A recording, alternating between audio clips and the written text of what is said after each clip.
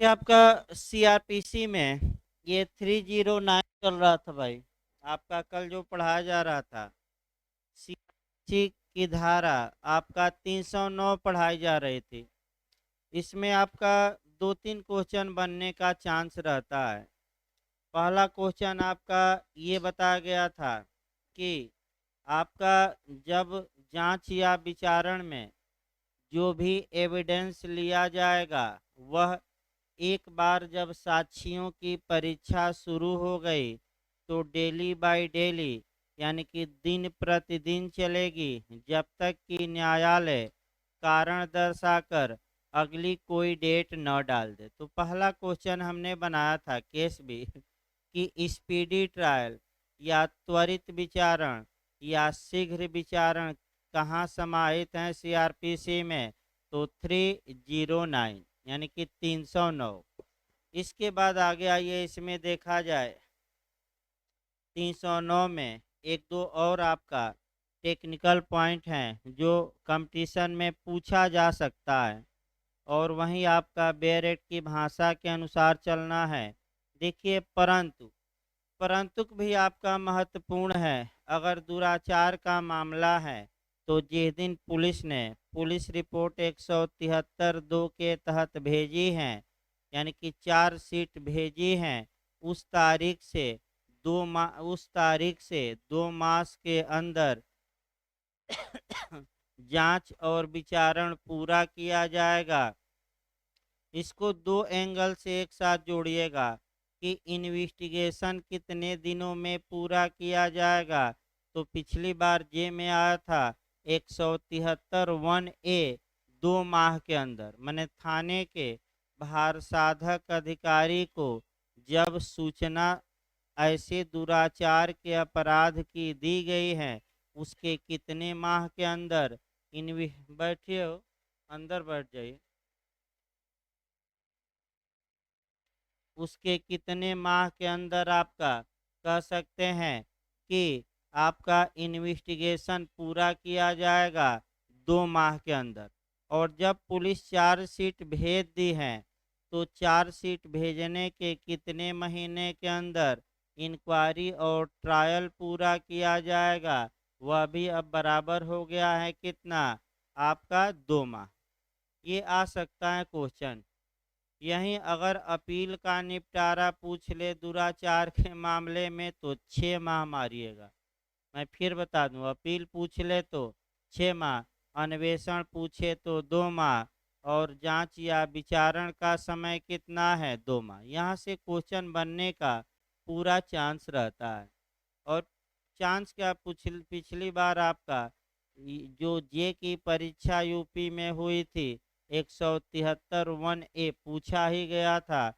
मैंने चांस भी रहता है पूछा भी गया था। अगला देखिए खंड 2।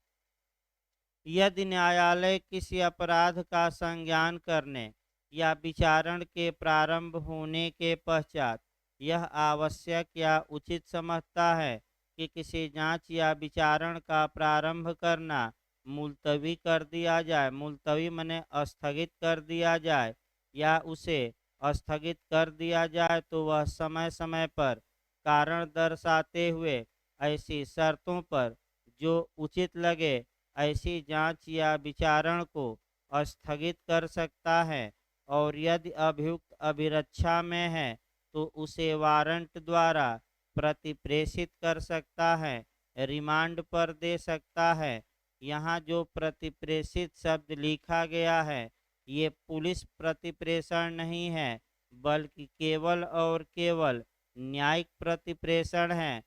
तो दूसरा क्वेश्चन अब समझिए जो बन सकता है कि धारा 309 कब अप्लाई होगी।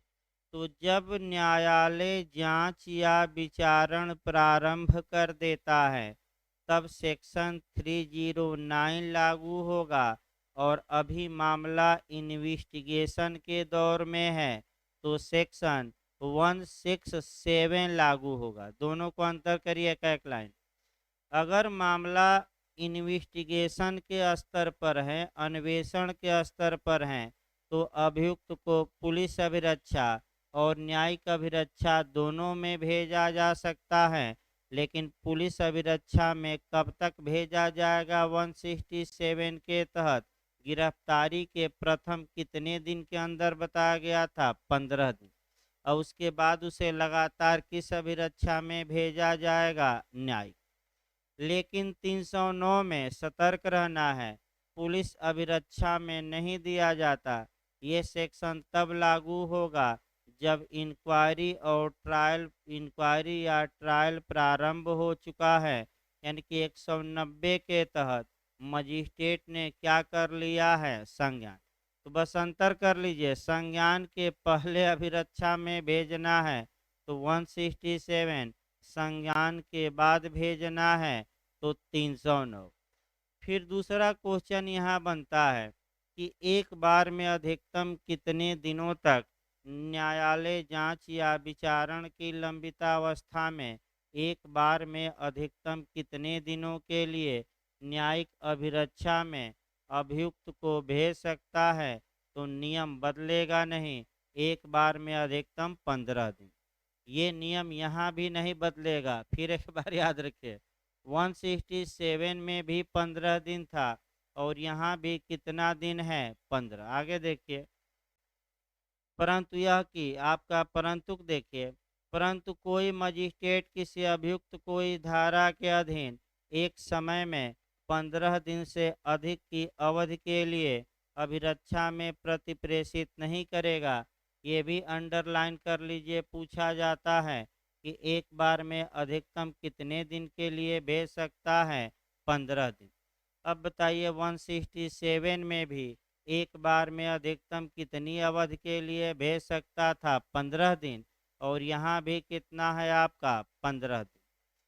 अगला शब्द देखिए, परंतु यह और कि जब साक्षी हाजिर हो तब उसकी परीक्षा किए बिना स्थगन या मुलतवी करने की मंजूरी विशेष कारणों के बिना जो लेखबद्ध किए जाएंगे नहीं दी जाएगी, परंतु यह कि कोई स्थगन केवल इस प्रयोजन के लिए मंजूर नहीं किया जाएगा कि वह अभियुक्त व्यक्ति को उस पर अधिरोपित किए जाने के लिए प्रस्थापित दंडादेश के विरुद्ध हेतुक दर्शित करने में समर्थ बनाए, परंतु यह भी कि कोई भी स्थगन किसी पक्षकार के अनुरोध पर तब तक के सिवाय अनुज्ञात नहीं किया जाएगा जब तक परिस्थितियां उस पक्षकार के नियंत्रण से परे न हो।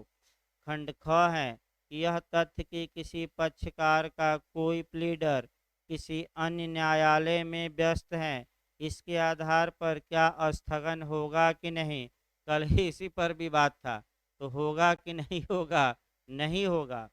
जहां कोई साक्षी न्यायालय में हाजिर है लेकिन अधिवक्ता हाजिर ही नहीं है, पक्षकार, तो ऐसी दशा में न्यायालय क्या कर सकता है? तो वह साक्षियों के कथन अभिलिखित कर सकता है, साक्षियों की मुख्य परीक्षा या प्रति परीक्षा से छूट भी दे सकता है।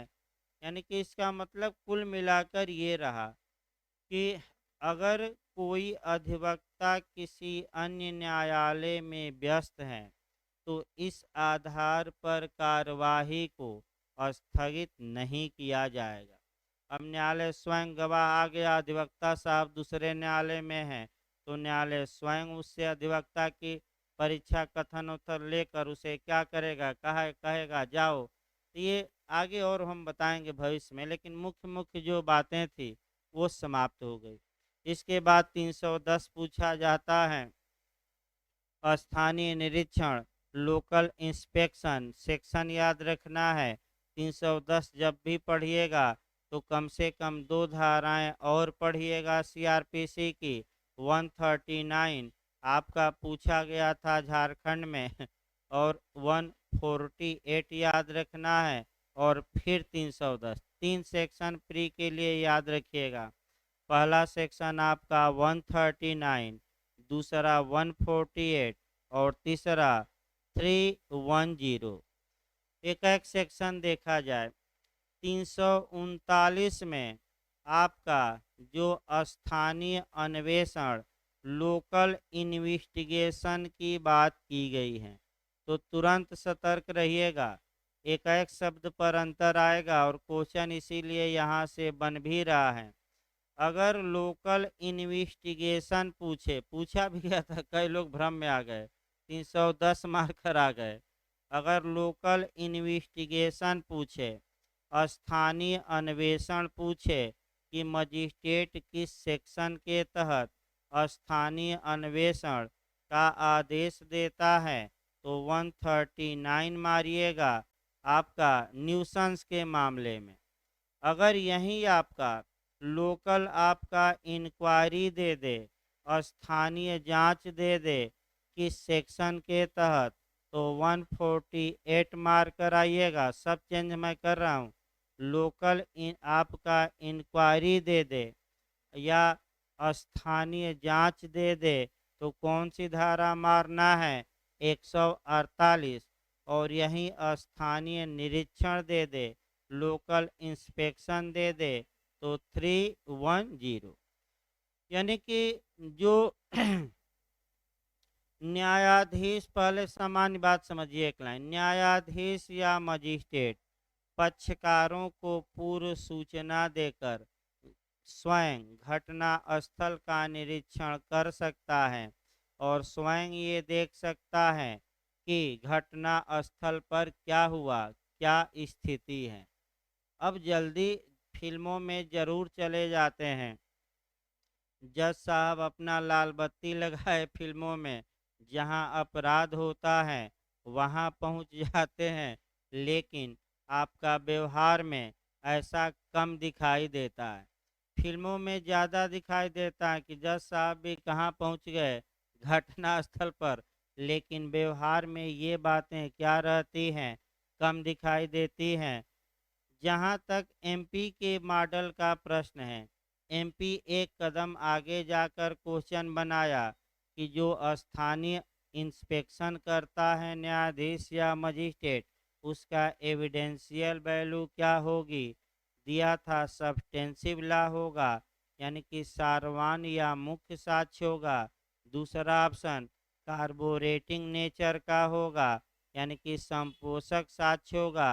तीसरा ऑप्शन दिया था हेल्पिंग नेचर का, यानी कि सहायता ले सकता है। और चौथा इन कोई साक्ष्य में महत्व नहीं है, तो महत्व नहीं है तो क्यों जाएंगे, कुछ तो महत्व है, तो क्या मार्क कराएंगे, तो केवल सारवान नहीं भाई, केवल सहायता ले सकता है। यानी कि खुद आपका न्यायाधीश खुद गवाह नहीं बन सकता, वो तो केवल माइंड मेकअप करने के लिए किसका दौरा कर लिया है, घटना स्थल का। तो केवल और केवल जांच विचारण में क्या ले सकता है, हेल्प। ये क्वेश्चन आपका एमपी में बना था। अब बेरक देखिए, सही रहेगा आपका। पहला खंड देखिए, कोई, हाँ, जो न्यायाधीश या स्थानीय निरीक्षण करता है वह साक्ष्य माना जाएगा कि नहीं माना जाएगा, लेकिन किस नेचर का, हेल्पिंग। लेकिन एक और पूछा जाता है कि जो न्यायाधीश व्यक्तिगत जानकारी रखता है वह साक्ष्य में यूज नहीं होगा। ये जरूर याद रखिए, एविडेंस में केस सहित व्यक्तिगत ज्ञान न्यायाधीश का मजिस्ट्रेट का एविडेंस नहीं होता। अब बेरक देखिए पहला खंड भाई, कोई न्यायाधीश या मजिस्ट्रेट किसी जांच विचारण या अन्य कार्यवाही के किसी प्रक्रम में पक्षकारों को उचित सूचना देने के पश्चात किसी स्थान में जिसमें अपराध का किया जाना अभिकथित है या किसी अन्य स्थान में जा सकता है, उसका इंस्पेक्शन कर सकता है, जिसके बारे में उसकी राय है कि उसका अवलोकन ऐसी जांच या विचारण में दिए गए साक्ष्य का उचित विवेचन करने के प्रयोजन से आवश्यक है। और ऐसे निरीक्षण में देखे गए किन्हीं सुसंगत तथ्यों का मेमोरेंडम या ज्ञापन आपका अनावश्यक विलंब के बिना लेखबद्ध करेगा।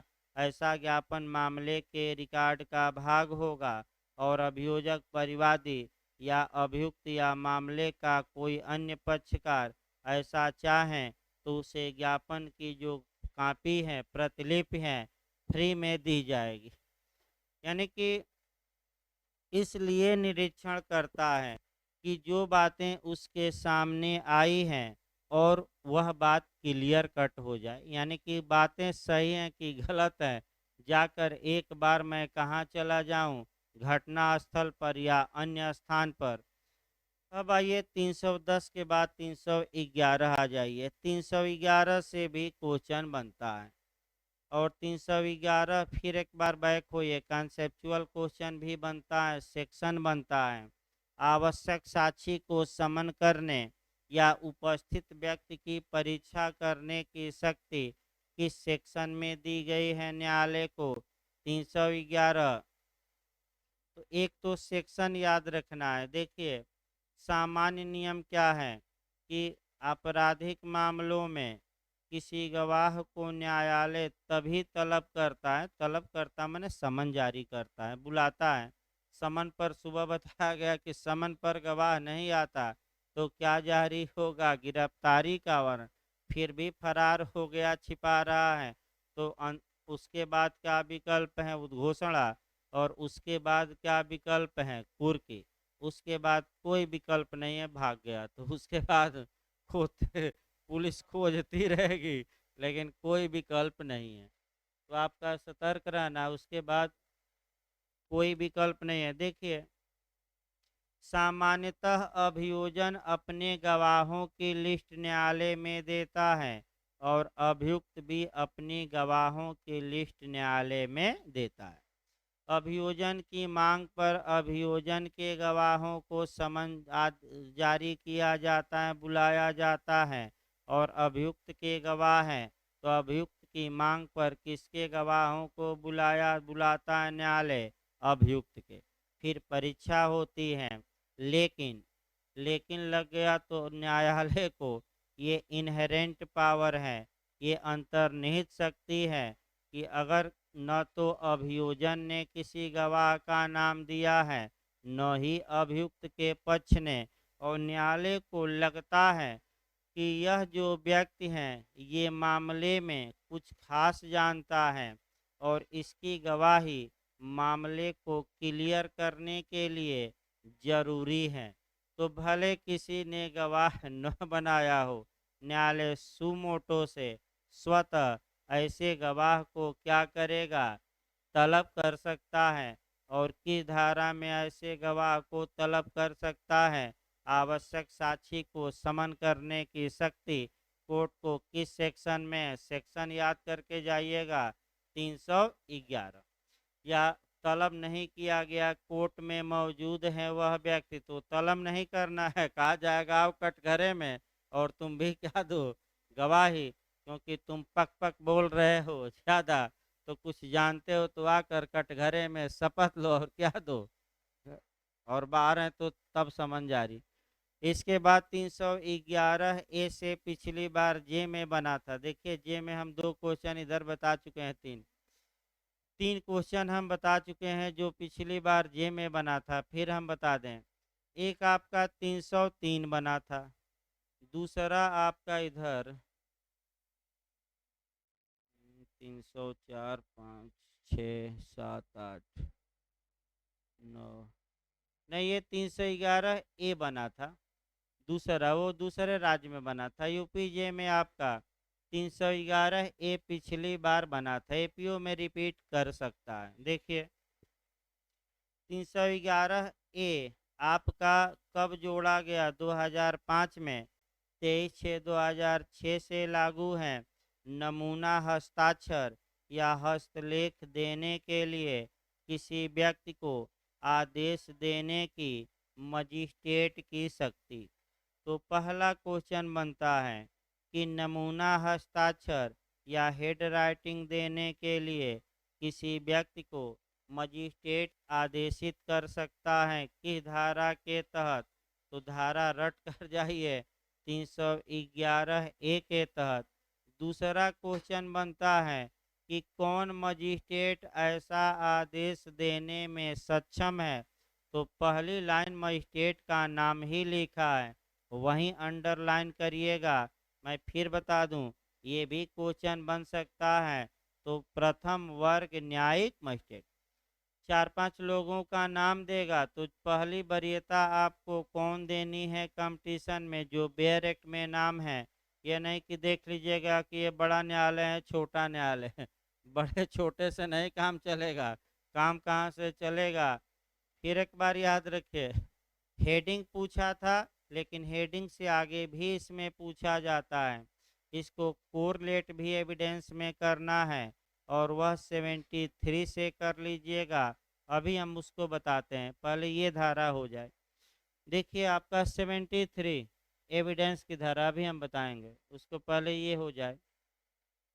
311 ए देखिए, नमूना हस्ताक्षर या हस्तलेख देने के लिए किसी व्यक्ति को आदेश देने की मजिस्ट्रेट की शक्ति। तो देखिए बैरेट की भाषा, यदि प्रथम वर्ग मजिस्ट्रेट का समाधान हो जाता है तो अंडरलाइन करिए, चांस है क्वेश्चन बनने का कि कौन मजिस्ट्रेट नमूना हस्ताक्षर या हस्तलेख देने के लिए किसी व्यक्ति को आदेश दे सकता है।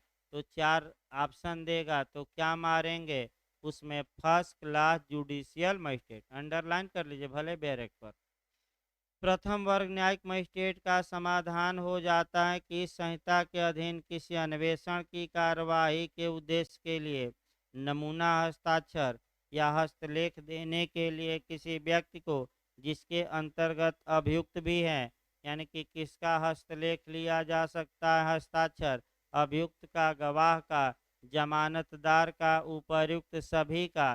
तो क्या मार देंगे, उपर्युक्त सभी। अभियुक्त का लिया जा सकता है कि नहीं, लिया जा सकता है, क्योंकि अच्छे से लिखा है कि अन्य व्यक्ति तो है ही और इसी के साथ इसमें कौन है, अपराध का अभियुक्त। निर्देश देना समीचीन होगा तो वह उस आशय का आदेश कर सकेगा और उस दशा में वह व्यक्ति जिससे आदेश संबंधित है ऐसे आदेश में विनिर्दिष्ट समय और स्थान पर पेश किया जाएगा या वहां उपस्थित होगा और अपना साइन या हेड राइटिंग देगा। और नहीं देता तो क्या होगा, तो भाई जबरदस्ती लिया जाएगा और क्या। परंतु इस धारा के अधीन कोई आदेश तब तक नहीं दिया जाएगा जब तक उस व्यक्ति को ऐसे अन्वेषण या कार्यवाही के संबंध में किसी समय गिरफ्तार न किया गया हो, यानी कि जब गिरफ्तार किया गया है उस व्यक्ति को तभी ऐसा आदेश दिया जाएगा, अन्यथा नहीं। इसको आप जोड़ सकते हैं एविडेंस की धारा 73 से कि न्यायालय को भी 73 में भी पावर है कि वह हस्तलेख या आपका साइन करने के लिए किसी व्यक्ति को कह सके, और जो पुराने साइन है और ये साइन है, पुराने हेड राइटिंग है ये हेड राइटिंग है, दोनों को स्वयं क्या कर सके, मिलान कर सके। तो न्यायालय विशेषज्ञों का विशेषज्ञ होता है। ये किस धारा में समाहित है, सिद्धांत एविडेंस के 73। किस किस बारे में लागू होगा 73, उंगली चिन्ह के बारे में लागू होगा कि नहीं होगा, हस्तलेख के बारे में होगा, हेड राइटिंग के बारे में होगा, और एक आपका हाँ मुद्रा, ये मुद्रा के बारे में। भाई मेन आपका नीचे फिंगरप्रिंट भी दिया गया है। आइए 312, ये भी नहीं पूछा जाता। इसके बाद 313 पूछा जाता है, अभियुक्त की परीक्षा करने की शक्ति। 313 आपका, 315 फिर दोनों काफ़ी महत्वपूर्ण सेक्शन है। इधर से एपीओ में अंदर से पूछा गया है। फिर एक बार अच्छे से इसको देखिए, अभियुक्त की परीक्षा करने की न्यायालय की शक्ति कहाँ दी गई है। पहले तो सेक्शन पकड़िए इधर से 313 में अभियुक्त सक्षम साक्षी होगा। 315 में दो धारा एक साथ पढ़िएगा। अभियुक्त की न्यायालय परीक्षा कर सकता है अगर दे तो 313, और अभियुक्त अपने बचाव और अपने साथ माने साथियों के बचाव में गवाही दे सकता है। सक्षम साक्षी होगा, पूछ ले तो 315 सेक्शन पहले याद रखिए इधर। इसके बाद देखिए आपका 313 प्रत्येक जांच या विचारण में इस प्रयोजन से कि अभियुक्त अपने विरुद्ध साक्ष्य में प्रकट होने वाली किन्हीं परिस्थितियों का स्वयं स्पष्टीकरण कर सके न्यायालय किसी प्रकरण में अभियुक्त को पहले से चेतावनी दिए बिना ऐसा प्रश्न कर सकता है न्यायालय अभियुक्त से जो आवश्यक समझे। फिर खंड बी है कि अभियोजन के साक्ष्यों की परीक्षा किए जाने के पश्चात और अभियुक्त से अपनी प्रतिरक्षा करने की अपेक्षा किए जाने के पूर्व उस मामले में उससे साधारणतया प्रश्न करेगा। यानी कि जब अभियोजन के गवाहों की परीक्षा हो गई, अब अभियुक्त को अपना बचाव करना है। इस बीच में साधारणतया अभियुक्त से प्रश्न क्या किया जाएगा? न्यायालय द्वारा स्वयं पूछा जाएगा। परंतु किसी समन मामले में जहां न्यायालय ने अभियुक्त को पर्सनल अपीयरेंस से छूट दे दी है, वहां खंड ख के अधीन उसकी परीक्षा से भी छूट दी जा सकती है। यानी कि प्रश्न पूछना आवश्यक नहीं है, जहां कि उसे पर्सनल रूप से क्या दे दिया गया है? छूट। तो बताइए समन मामलों में पर्सनल रूप से छूट दिया जा सकता है 205, यानी कि सीआरपीसी की कौन सी धारा है? 205। अगला देखिए खंड 2 जब अभियुक्त उपधारा 1 के अधीन परीक्षा की जाती है तब शपथ दिलवाई जाएगी कि नहीं?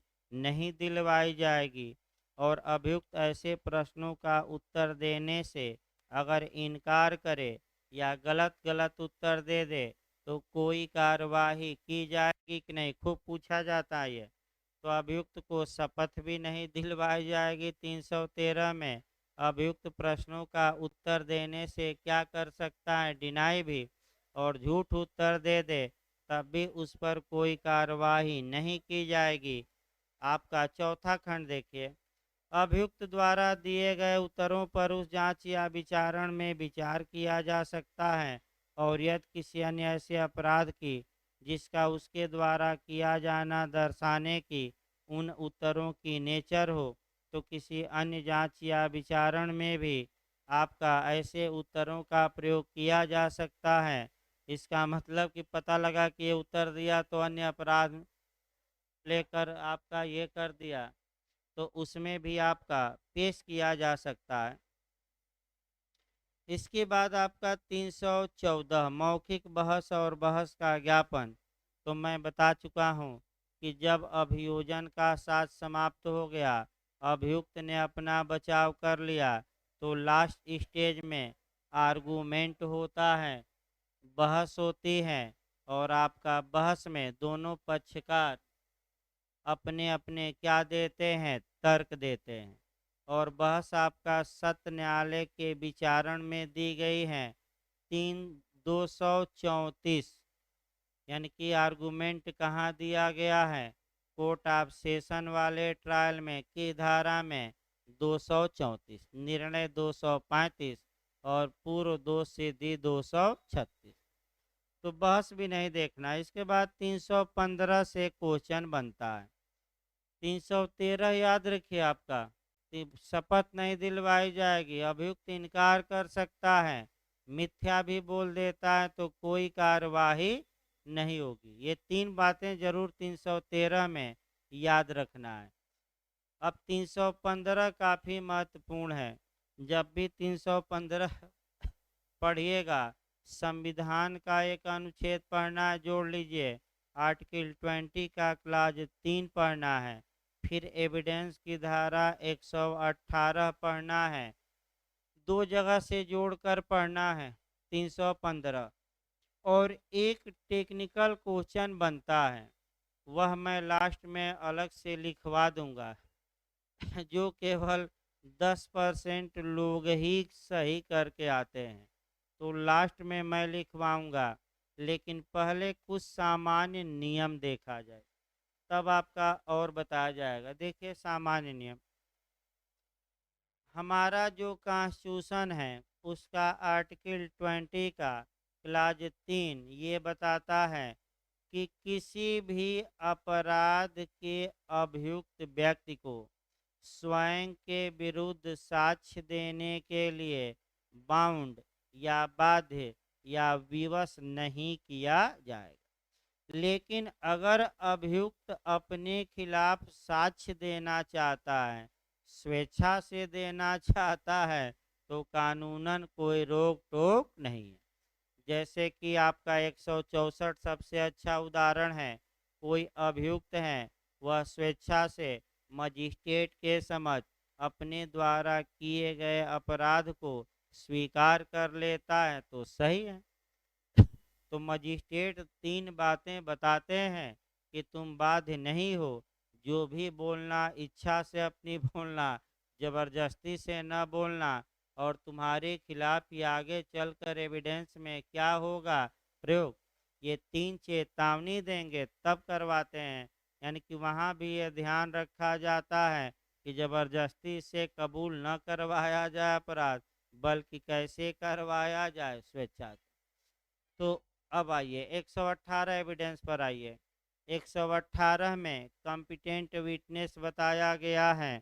तो क्या अभियुक्त सक्षम साक्षी होगा कि नहीं आपराधिक मामलों में? तो 118 में जब जाइएगा एविडेंस में, तो सीआरपीसी की धारा 315 को हैंडल करते हुए क्वेश्चन करिएगा। अभियुक्त अपने बचाव और उसके साथ विचारित अन्य अभियुक्तों के बचाव के लिए 315 सीआरपीसी में कॉम्पिटेंट विटनेस होगा। लेकिन हम नियम, वह साक्षी के रूप में तभी बुलाया जाएगा जब अभियुक्त लिखित में मांग करे। मांग करना पड़ेगा, और कैसे? न्यायालय से लिखित में। जब वह गवाह के रूप में आएगा कटघरे में अभियुक्त, तो जितने गवाहों को प्रोटेक्शन दिया गया है उस दौरान उसे सभी विशेषाधिकार क्या होंगे? प्राप्त। तो गवाहों को विशेषाधिकार मुख्य रूप से एविडेंस की धारा 132 में दिया गया है कि गवाह इस आधार पर क्षम्य नहीं होगा कि उत्तर उसे फंसाएगा, उसके ऊपर कुछ सेंशन लग जाएगा, उसकी संपत्ति जब्त हो जाएगी। इस आधार पर वह बोलने से इनकार नहीं कर सकता, लेकिन बोलता है तो न तो गिरफ्तार किया जाएगा, न उसकी संपत्ति जब्त होगी। लेकिन एक मामलों में बचाव नहीं है, झूठ न बोले। अगर मिथ्या बोलता है तो मिथ्या कथन, मिथ्या साक्ष्य देने के लिए आपका उस पर कार्रवाई हो सकती है। यानी कि आपका 118 हमने बताया। अगर अभियुक्त आता है गवाह के रूप में तो रटे रहिएगा, एक सेक्शन और अप्लाई करिएगा एविडेंस का 132। जो भी विशेषाधिकार गवाह को प्राप्त हैं, ऐसे अभियुक्त को भी क्या होगा? प्राप्त। अब बेयर एक्ट की भाषा देखिए भाई, भूमिका आपका इतना पर्याप्त है। समय थोड़ा कम है, नहीं तो और डिटेल में बताया जाता। फिलहाल तो आपका भविष्य में फिर चलेगा ही। नए लोग भाई एक बार में नहीं आएगा, 2 बार कम से कम सीआरपीसी पढ़ेंगे। अगर भाई घर भी चले गए तो ऑनलाइन एक बार पढ़ लीजिएगा। दोबारा पढ़ाते समय दोबारा एक बार जब फीस दें तो दोबारा फीस नहीं ली जाती। और जगह जैसा नहीं है कि आपका एक बार हो गया जाइए, आप दोबारा पढ़ सकते हैं। ज़्यादा लोग ऑनलाइन भी पढ़ रहे हैं, कई हज़ार लोग पढ़ रहे हैं, इसमें शक नहीं है। तो आप मैंने दोबारा फीस यहाँ नहीं ली जाती, मैं बता दूं, चाहे ऑनलाइन पढ़िए या ऑफलाइन। तो फिर एक बार देखिए आपका 315 बेयर एक्ट। अभी 2-3 टेक्निकल क्वेश्चन इसमें आएगा। एक दो जो बार बार आता है गलत होता है उसको हम अलग से लिखवा देंगे। पहले बेयर एक्ट की भाषा पकड़िए। अभियुक्त व्यक्ति का सक्षम साक्षी होना। कोई व्यक्ति जो किसी अपराध के लिए किसी दंड न्यायालय के समक्ष अभियुक्त है, प्रतिरक्षा के लिए सक्षम साक्षी होगा। तो अपने को फंसाने के लिए कहा गया है कि प्रतिरक्षा की दोनों।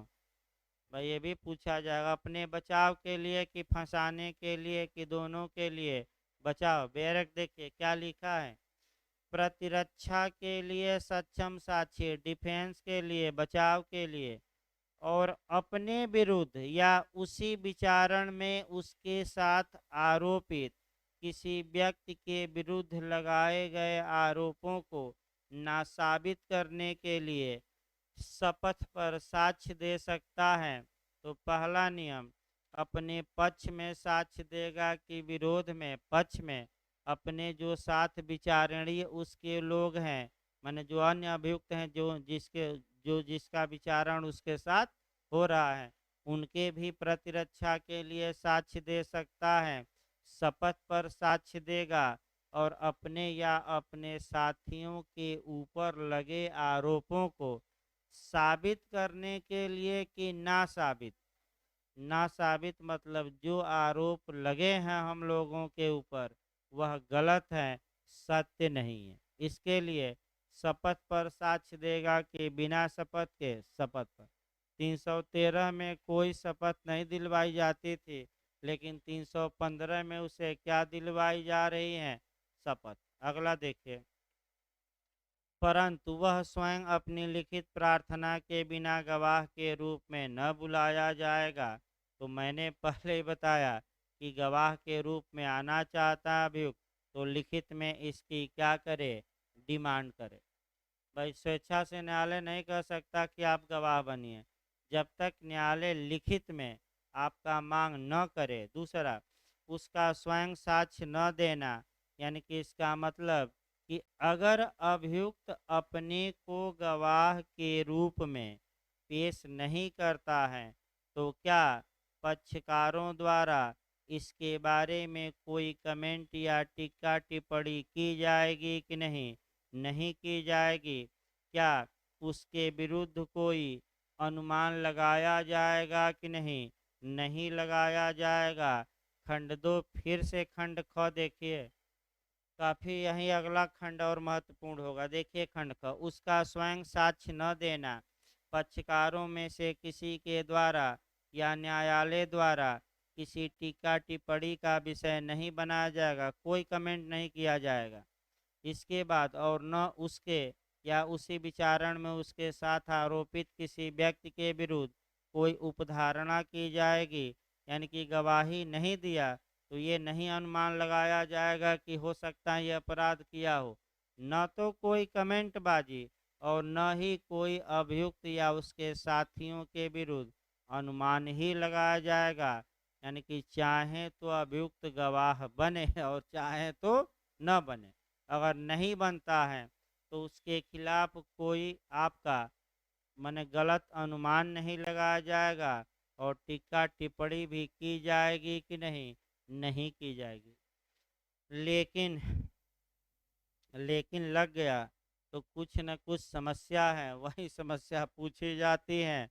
अब खंड 2 देखिए, कोई व्यक्ति जिसके विरुद्ध किसी दंड न्यायालय में सेक्शन 98, यानी कि आपका स्त्री का अपहरण कहिए सीआरपीसी के, धारा 107 प्रत्याभूत देने का आदेश, धारा 160 यानी कि आपका राजद्रोहात्मक बातों को फैलाने, सेडिशन वाली बातों को फैलाने वाले व्यक्तियों से सदाचार के लिए प्रतिभूत, 109 संदिग्ध व्यक्तियों से प्रत्याभूत, 110 आभ्यासिक अपराधी, या अध्याय 9 के अधीन या अध्याय 10 के भाग ख, ग या घ के अधीन कार्यवाही दायर की जाती है। ऐसी कार्यवाही में अपने को साक्षी के रूप में पेश कर सकता है कि नहीं कर सकता है। इसका मतलब ये आया, फिर एक बार देखिए कि अगर 98 के तहत, तो 98 पूछा जाता है, कल आ ही जाएगा सुबह वाले पीरियड में, अपहृत स्त्रियों को छोड़ने का आदेश देने की शक्ति न्यायालय को किस सेक्शन में है, 98 में। कौन दे सकता है आदेश, किसको, तो अलग बात है, आपका वो अलग बताया जाएगा कल सुबह। अगला देखिए, या 107 से 110 बता ही दिया गया। अध्याय 9 यानी कि मेंटेनेंस का मामला है, यानी कि 125 से लेकर कहाँ तक, 128 तक, ये भरण पोषण का मामला है, तो कौन किसके खिलाफ भरण पोषण मांगता है? पत्नी पति से, बच्चे माता पिता से, माता पिता बच्चों से। तो भरण पोषण मांगते हैं। या अध्याय आपका 10 के भाग ख का मतलब 133 से लेकर 148 पूरा या 148 तक, यानी कि न्यूसेंस के मामले में या जल थल का विवाद। अगला देखिए, मैंने ऐसे मामलों में पक्षकार अपने को गवाह के रूप में पेश कर सकते हैं कि नहीं? पेश कर सकते हैं। अगला परंतु की महत्वपूर्ण है। परंतु धारा 108 या 109 या 110 के अधीन कार्यवाही में ऐसे व्यक्ति द्वारा साक्ष्य न देना पक्षकारों में से किसी के द्वारा या न्यायालय के द्वारा किसी टीका टिप्पणी का विषय नहीं बनाया जाएगा और न उसे उसके या किसी अन्य व्यक्ति के विरुद्ध जिसके विरुद्ध उसी जांच में ऐसे व्यक्ति के साथ कार्यवाही की गई है कोई उपधारणा की जाएगी। तो अब आपका आवश्यक ये है कि आपका जो अन्य धाराएं और अध्याय लिखा है उसको एक चार्ट बना लीजिए। ऐसे चार्ट बनाइए तो आपका जो सेक्शन लिखे गए हैं 98, इसके बाद 107 लिखा है, फिर 108 लिखा है, 109 लिखा है, फिर अध्याय कौन लिखा है? 9। 9 का मतलब कि 125 से लेकर कहाँ तक? 128। फिर अध्याय 10 का खंड लिखा है, खंड ए नहीं लिखा है, खंड 2 बी से लिखा है, यानी कि कहाँ से कहाँ तक? 133 से खंड बी सी डी, 133 से लेकर कहाँ तक?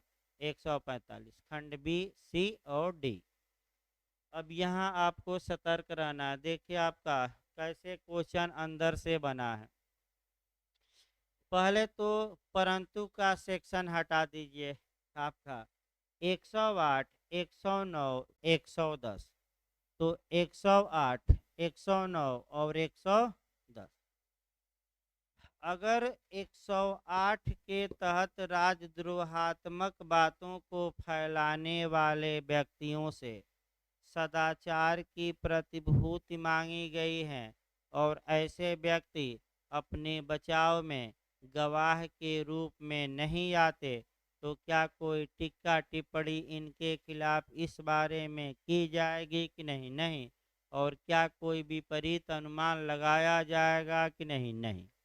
इसी प्रकार 109 वाले नहीं आते, 110 वाले नहीं आते, तो कोई कमेंट नहीं और इनके खिलाफ कोई प्रिजम्पशन नहीं किया जाए। लेकिन सतर्क रहना है।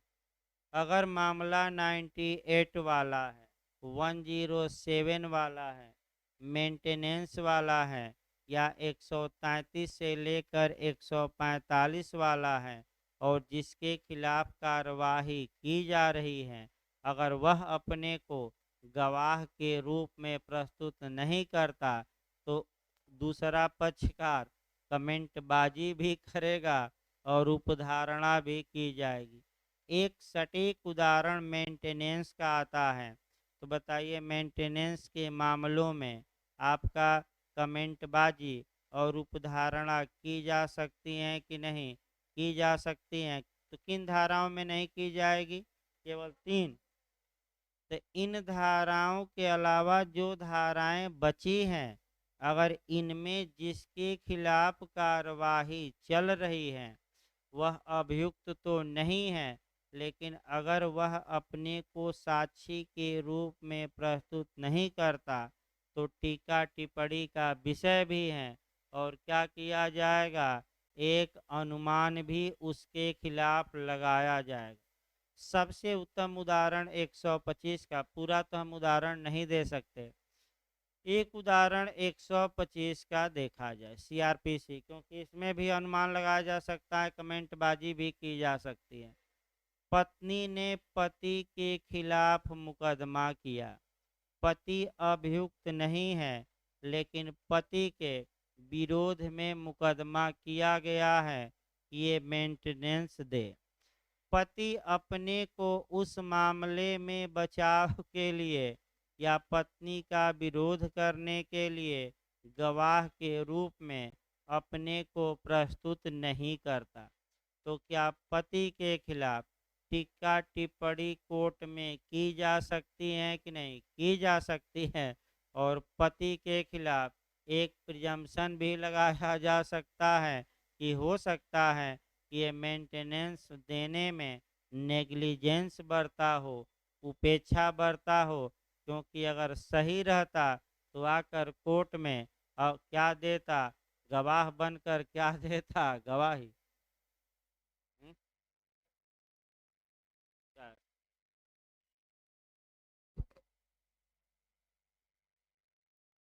देखिए आपका, तो ये एक उदाहरण बताया गया, थोड़ा सतर्क रहिएगा। तो फिर एक बार हम बता दें, अंदर से पूछा जाता है, अगर सेक्शन 108 दे, 109, 1010 और जिनके खिलाफ कार्यवाही गारंटी मांगने की जा रही है, ये लोग अपने को गवाह के रूप में प्रस्तुत नहीं करते कार्यपालक मजिस्ट्रेट के सामने, तो इनके बारे में न तो कोई टीका टिप्पणी और न ही कोई उपधारा। लेकिन कौन कौन पेश नहीं होता? ना 98 वाला, कौन 107 वाला, या 125 से 128, या अध्याय 10 का क्लाज बी सी और डी, यानी कि 133 से कहाँ तक? तो इनके खिलाफ भाई आपका टीका टिप्पणी भी होगी और न्यायालय एक विपरीत क्या कर सकता है? उपधारा। यही क्वेश्चन गलत होता है और ये मैं बना दिया हूँ चार्ट। ये सटीक आप जब बेयर एक्ट पढ़ेंगे तो सटीक नहीं निकल पाएगा, यानी कि बेयर एक्ट पढ़ने पर हो सकता है कि कई लोग ये न निकाल पाएँ। तो धाराएं लिखी गई हैं, किन धाराओं के तहत कोई उपधारणा नहीं, किन धाराओं के तहत होगी। न समझ में आए तो ये धारा लिख लीजिएगा। और जो काटा गया है उसमें कोई अनुमान नहीं, और जो हमने काटा नहीं है उसमें टीका टिप्पणी भी और क्या लगाया जा सकता है। अच्छा क्वेश्चन, बहुत अंदर से ये क्वेश्चन बना है जेपीओ में।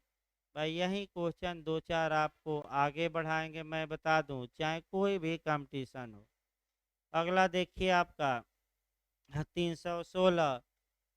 316 आपका ये देखना है कि सामान्यतः किसी अभियुक्त को अपना अपराध स्वीकार करने के लिए न तो उत्प्रेरणा दी जाएगी, न वचन दिया जाएगा, न धमकी दी जाएगी।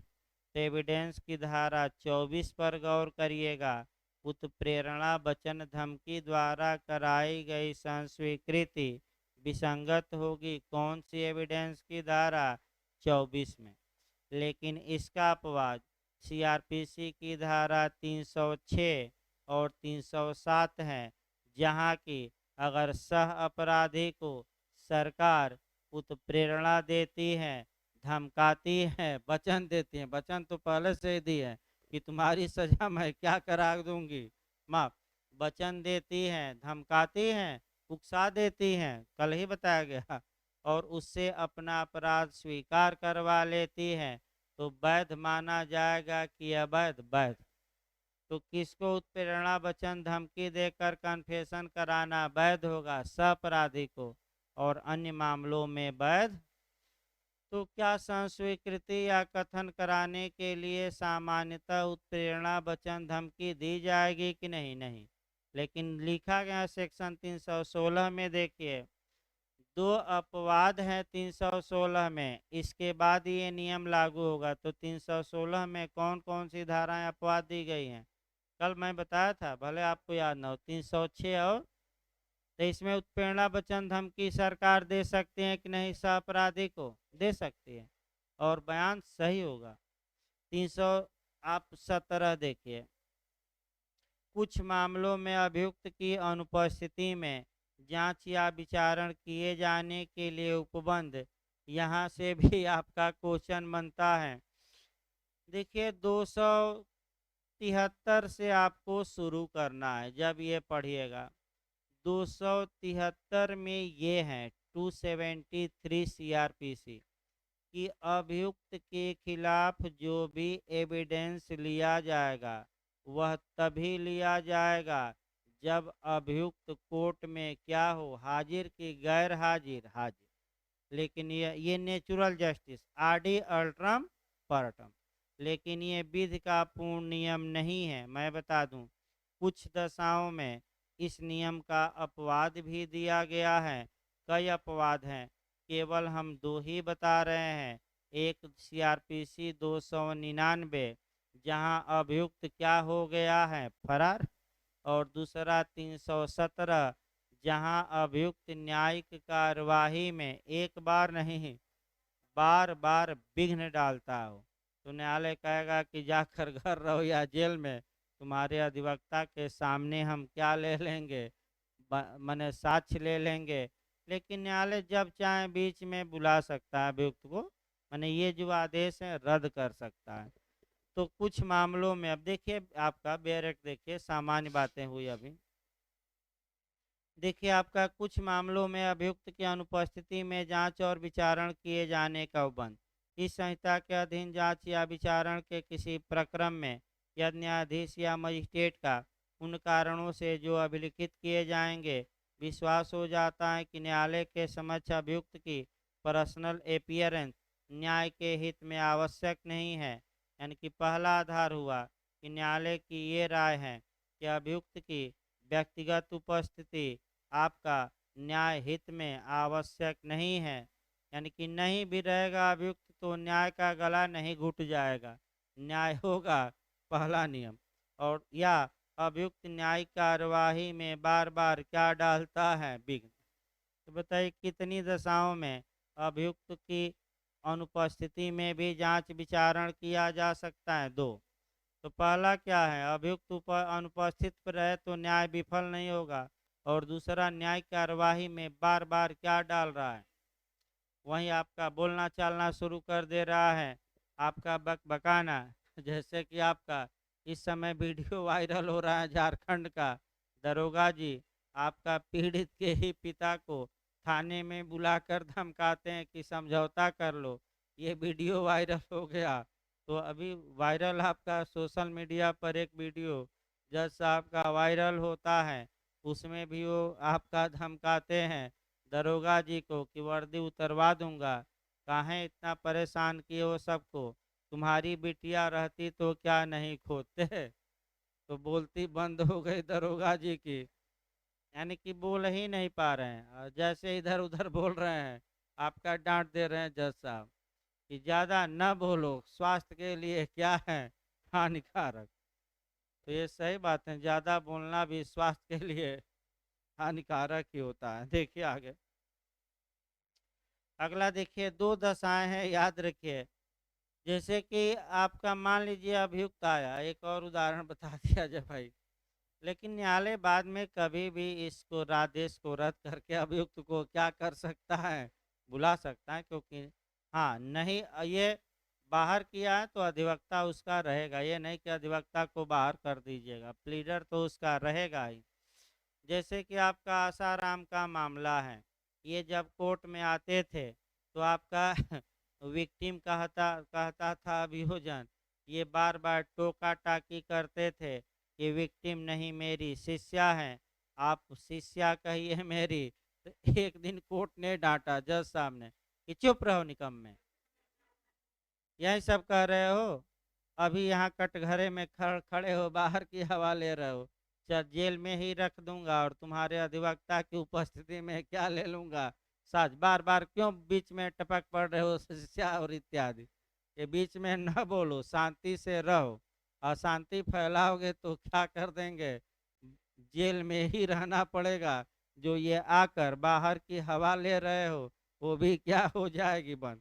तो उनके वकील ने समझाया कि बाबा शांत हो जाइए, ये जज 317 में पावर है कि बार बार विघ्न डालेंगे तो क्या करेगा, हो सकता है कि जेल से ही सुन ले। तो आपका 317, 318 आपका प्रक्रिया जहां अभियुक्त कार्यवाही नहीं समझता, ये भी क्वेश्चन आ चुका है। एपीओजे कई राज्यों में आया है, इसमें कोई शक नहीं। इसको भी अच्छे से समझिएगा। अभियुक्त भाई अच्छे से जानिएगा इसको, कई बार टेक्निकल क्वेश्चन आया 318 से। अभियुक्त पागल नहीं है, लेकिन पागल न होने के बावजूद भी वह न्यायिक कार्यवाही उसके समझ में नहीं आ रही है। तो क्या किया जाए? अब समस्या है, क्या उन्मोचित किया जाए कि कार्यवाही जारी रखी जाए, और अगर कार्यवाही में निचला न्यायालय कन्विक्ट करता है, दोष सिद्ध करता है, तो इस दोष सिद्धि के परिणाम को वह किसको भेज देगा? और लिख करके हजूर अभियुक्त था, कार्यवाही हमारी समझ नहीं रहा था, साक्ष्य इसके खिलाफ पर्याप्त हैं, हमने कन्विक्ट या दोष सिद्ध कर दिया है, तो किसको भेजेगा कार्यवाही का परिणाम? बस वही लाइन याद रखना है, राज्य सरकार को कि सुप्रीम कोर्ट को कि हाई कोर्ट को भेज देगा निचला न्यायालय? हाई कोर्ट, यही याद करके जाना है। किसको भेजेगा?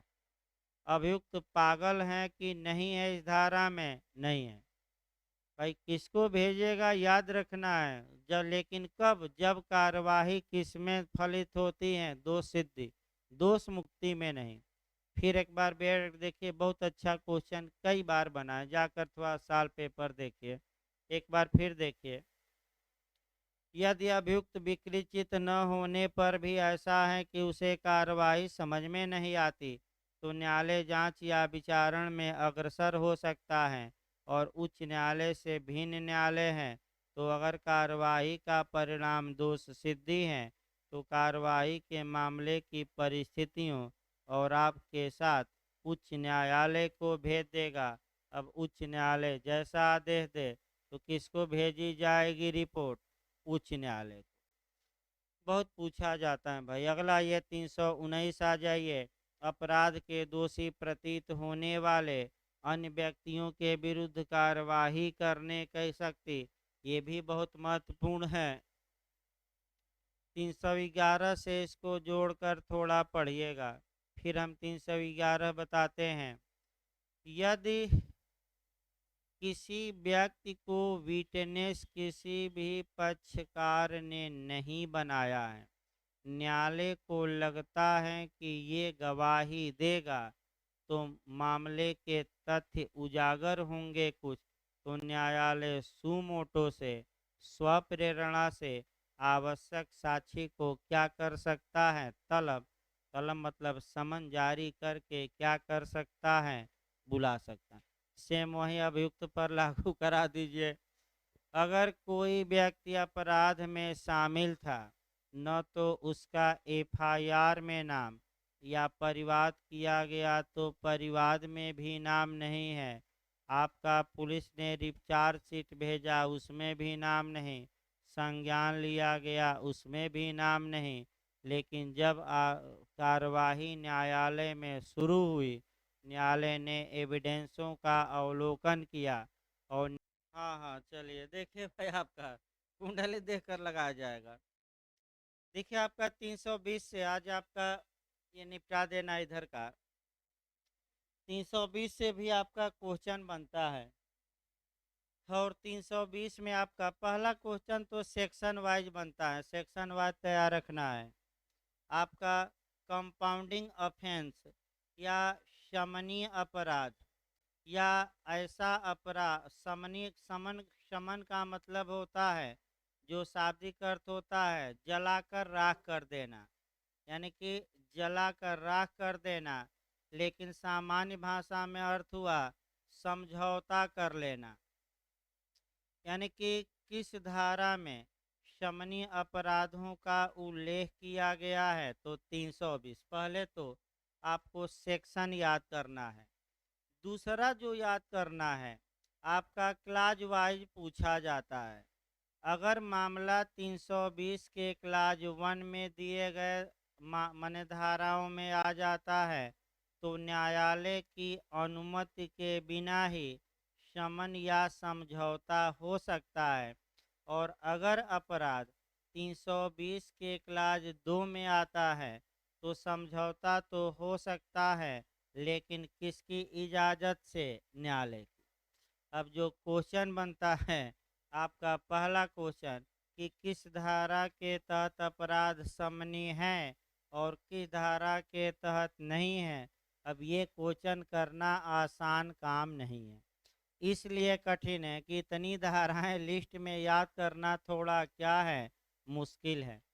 तो भाई जो आपका पिछला रिकॉर्ड है, जो आपका पिछले रिकॉर्डों में पूछा गया है क्वेश्चन साल पेपरों में, प्रयास ये करना है कि वहीं रट्टा मार कर जाना है और इसका कोई शॉर्टकट उपाय हमारे पास भी नहीं है। हाँ, बस ये हम बता सकते हैं कि आईपीसी की जिन धाराओं का उल्लेख 320 के क्लाज 1 में है, उनमें समझौता हो सकता है, उनका शमन हो सकता है, न्यायालय की इजाज़त की कोई आवश्यकता नहीं है। और जिनका उल्लेख 320 के किस क्लाज में है, 2 में, उनमें समझौता हो सकता है, लेकिन किसकी इजाज़त लेनी पड़ेगी? न्यायालय की। अगला जो क्वेश्चन आपका, अब इसको लिस्ट भाई आप घर पे पढ़ेंगे, हमारे अब बस की बात नहीं है। समय रहता तो कुछ बताते भी, लेकिन बस की बात नहीं है कि ये लिस्ट आपका पूरी बताई जाए। वैसे आपका अगला देखिए, इसमें जो क्वेश्चन बनता है वह आपका कह सकते हैं इसके बाद क्लाज 8 से बनता है, यानी कि क्लाज 8 से ही अटैक करता है। भाई धाराएं न आए तभी ठीक है, क्योंकि सेक्शन पकड़ना आपका मुश्किल काम है। लेकिन क्लाज 8 तो पकड़ सकते हैं, खूब भरमाएगा, भरमना बिल्कुल नहीं है।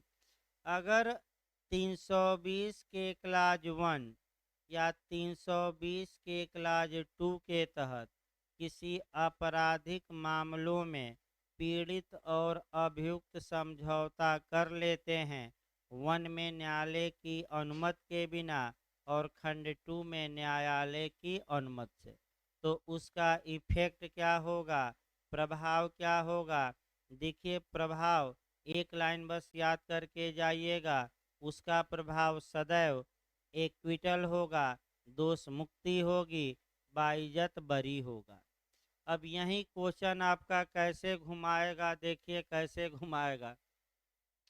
आरोप के निर्माण के पहले समन होने पर उन्मोचन, आरोप के निर्माण के बाद समन होने पर दोष मुक्ति, फिर तीसरा दे देगा आपका कि किसी भी दशा में दोष मुक्ति, और दे देगा इनमें से कोई नहीं।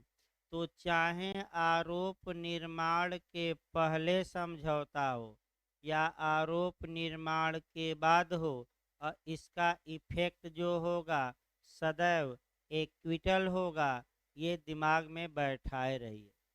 लेकिन जहाँ तक 321 की बात है, अभियोजन को रिवोक करना, अब प्रोसिक्यूशन को वापस लेना या अभियोजन की वापसी, सेक्शन खूब पूछा गया, जाकर देखिएगा कि अभियोजन को वापस लेना किस धारा के तहत है, 321।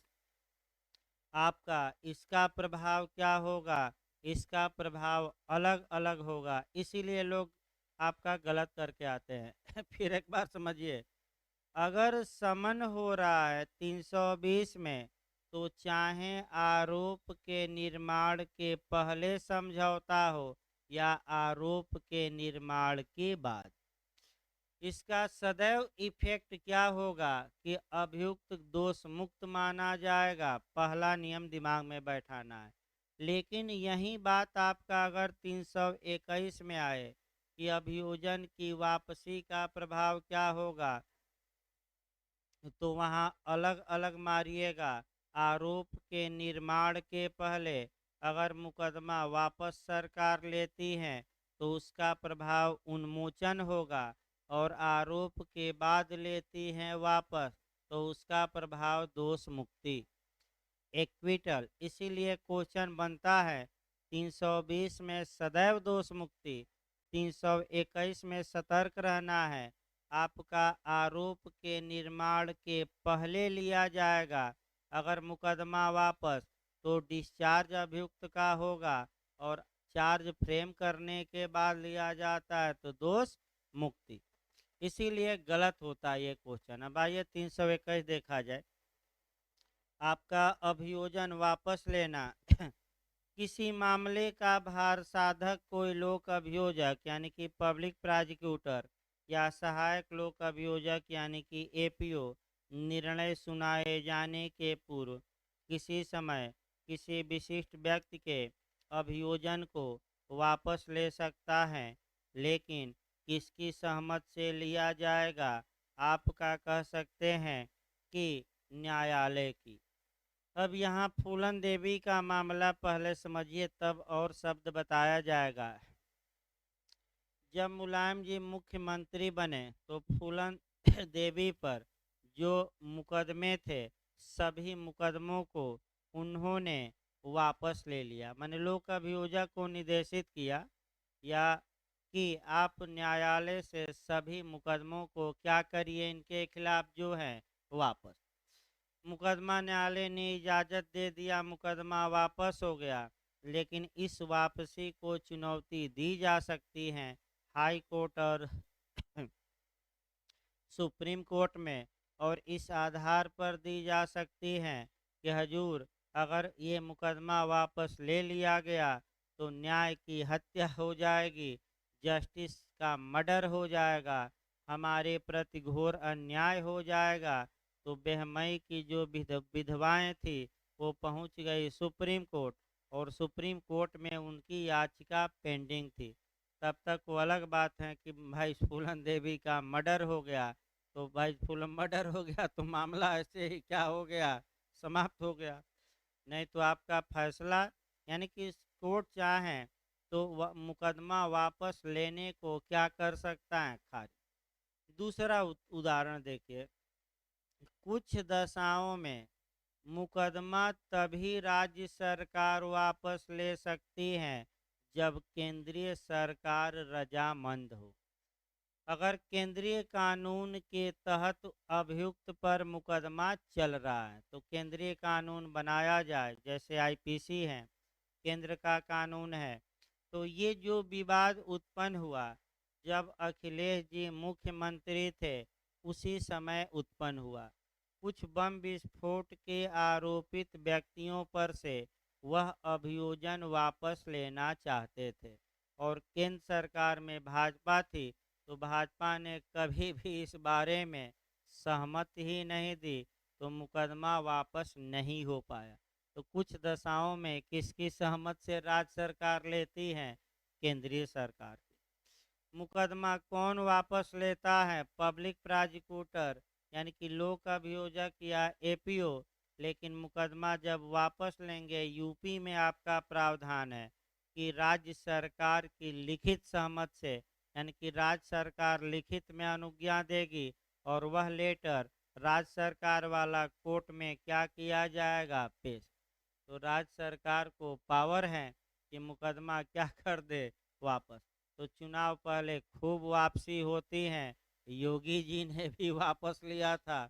जो आपका सीएए का विरोध किए थे लोग, तो 10-12 हजार मुकदमा सबको क्या कर लिया, विड्रा। चुनाव के पहले 2-3 माह सबको वापस ले लिया गया। तो आपका चुनौती दी जा सकती है, लेकिन सरकार को भी पावर है वापसी का, ये भी याद रखिए, नहीं कि नहीं है। अब अगर आरोप विरचित करने के पहले वापस लिया जाता है तो हम खंड क में लिखा है, उसका प्रभाव हमने क्या बताया, डिस्चार्ज।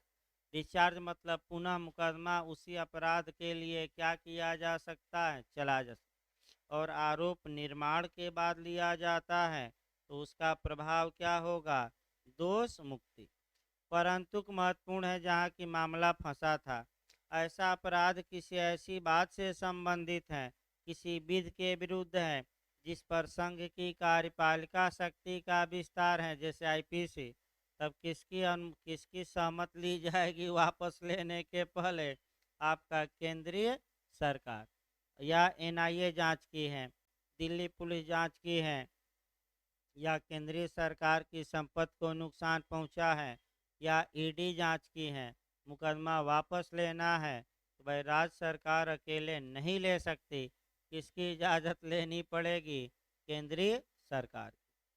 इस प्रकार ये भी हो गया। अब 322, जिन मामलों का निपटारा मजिस्ट्रेट नहीं कर सकता उनमें क्या प्रक्रिया है देखिए। तो यदि किसी जिले में किसी मजिस्ट्रेट के समक्ष अपराध की किसी जांच या विचारण के दौरान उसे साक्ष्य ऐसा प्रतीत होता है तो उसके आधार पर यह उपधारणा की जा सकती है कि उसे मामले का विचारण करने या सुपुर्द करने की अधिकारता ही नहीं है, या आपका कह सकते हैं कि वह अन्य मजिस्ट्रेट द्वारा विचारित होना चाहिए या सीजीएम द्वारा होना चाहिए। तो जब बीच में ये लगता है कि अधिकारता नहीं है, या अन्य मजिस्ट्रेट द्वारा ट्रायल योग्य है या सीजीएम द्वारा है, तो बीच में ही वह बताइए एक लाइन में किसको सुपुर्द कर देगा मामला? सत्र न्यायालय को कि मुख्य न्यायिक मजिस्ट्रेट को करेगा? एक शब्द याद है, किसको करेगा? सीजीएम यानी कि मुख्य न्यायिक मजिस्ट्रेट। कम पूछा जाता है। अगला देखिए आपका 223, प्रक्रिया जब जांच या विचारण के पश्चात मजिस्ट्रेट को यह पता चलता है कि मामला सुपुर्द किया जाना चाहिए, तो यदि किसी मजिस्ट्रेट के समक्ष अपराध की किसी जांच या विचारण में निर्णय पर हस्ताक्षर करने के पूर्व कार्यवाही के किसी प्रक्रम में उसे प्रतीत होता है कि मामला ऐसा है जिसका विचारण सत्र न्यायालय द्वारा किया जाना चाहिए, तब वह किसको सुपुर्द कर देगा? कोर्ट ऑफ सेशन को। तो जो क्रॉस एफआईआर होती है इसी में आती है। देखिए आपका क्रॉस एफआईआर इसी में आती है भाई, थोड़ा सतर्क रहना है। मान लीजिए दोनों पक्षकारों में विवाद उत्पन्न हुआ, आपस में मारपीट हुई एक दोनों पक्षकार एक दूसरे के विरुद्ध एफआईआर करवाए। एक पक्षकार का एफआईआर ऐसा है जिसका विचारण कोर्ट ऑफ सेशन द्वारा है, और एक पक्षकार का एफआईआर ऐसा है जिसका विचारण मजिस्ट्रेट ही कर सकते हैं। तो न्याय हित में ये आवश्यक है कि इन दोनों मामलों का विचारण एक जगह हो। तो आपका तो मजिस्ट्रेट एक मामला पहले भेजा है और दूसरा मामला भी भेज सकता है किसको? कोर्ट ऑफ सेशन को, कि दोनों मामलों का विचारण क्या करिए? आप ही करिए। न्याय हित में ये आवश्यक है। तो जो क्रॉस एफआईआर अगर पूछे तो स्पष्ट लिखा तो नहीं गया है, लेकिन न्याय हित में ये होना चाहिए। ये 323 में ही आएगा क्रॉस एफआईआर।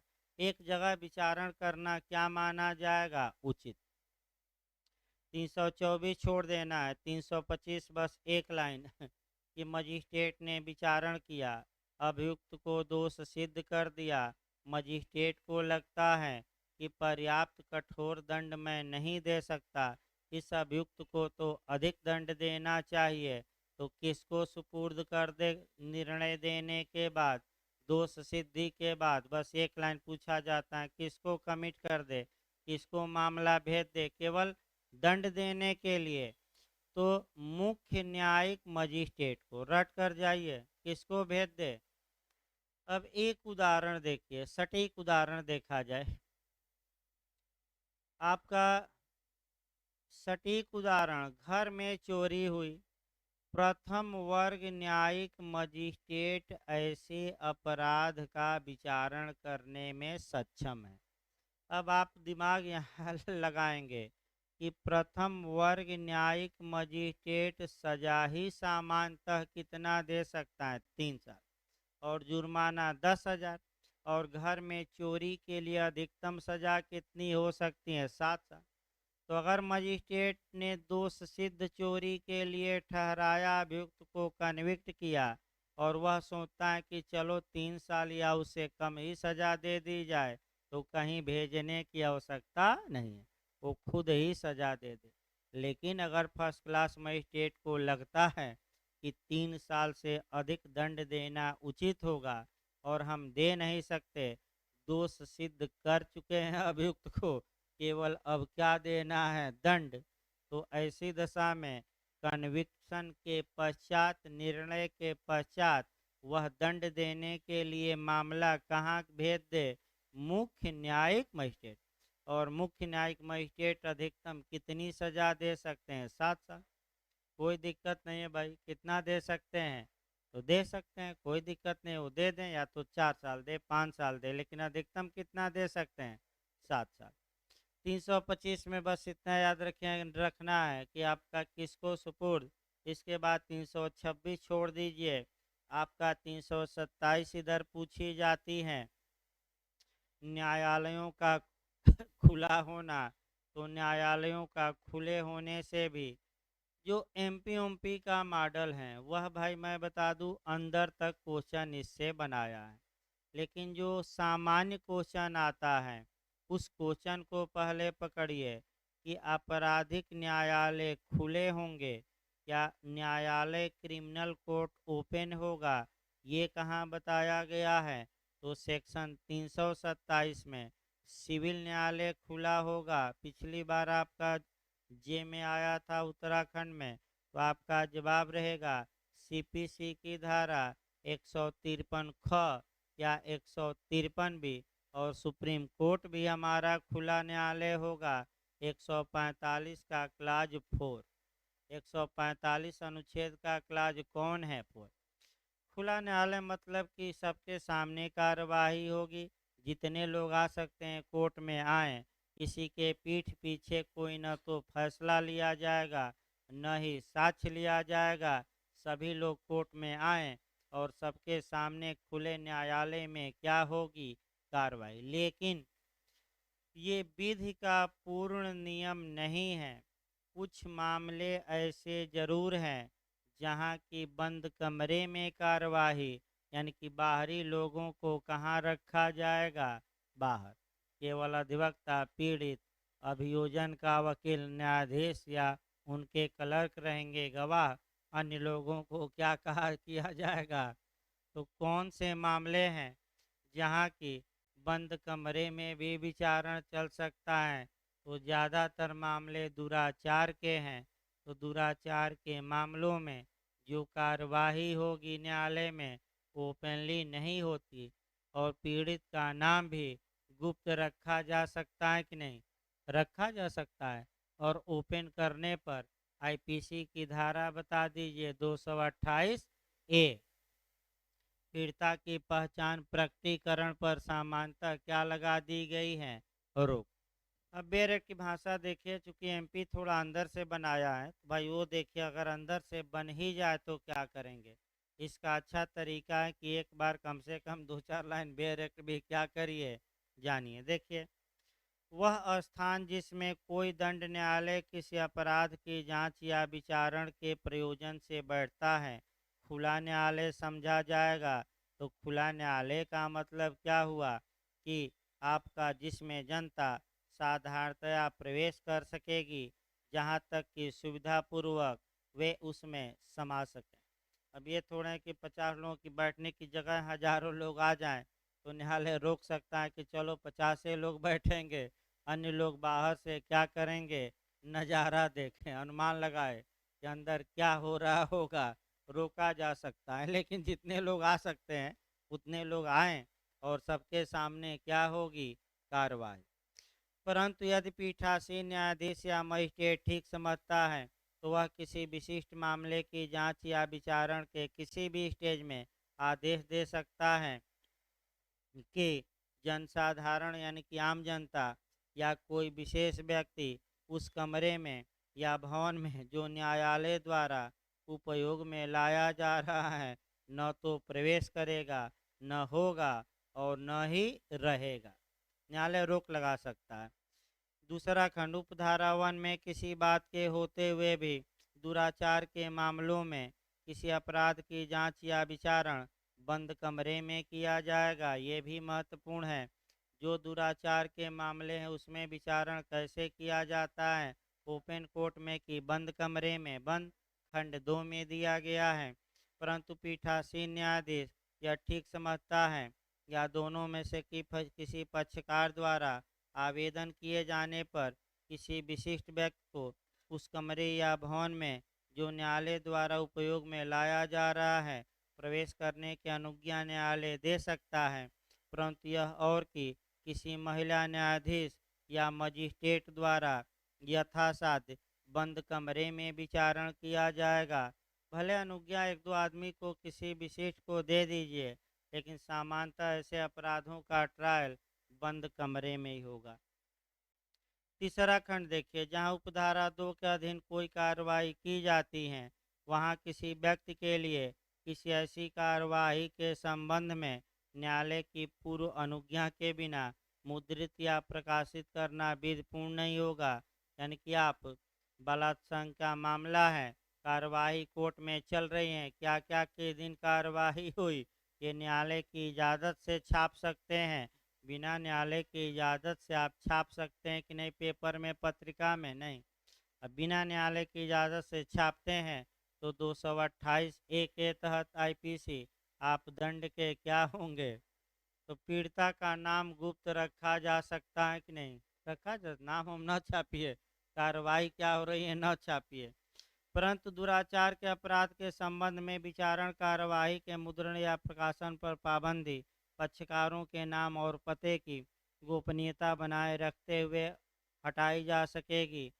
तो फिर वही कहानी आई कि दुराचार का मामला है, तो भाई न्यायालय आदेश का अनुमति दे सकता है कि आप छापिए मामला क्या हुआ है, लेकिन पक्षकारों का नाम और पीड़िता का नाम छापिए कि न छापिए, न छापिए।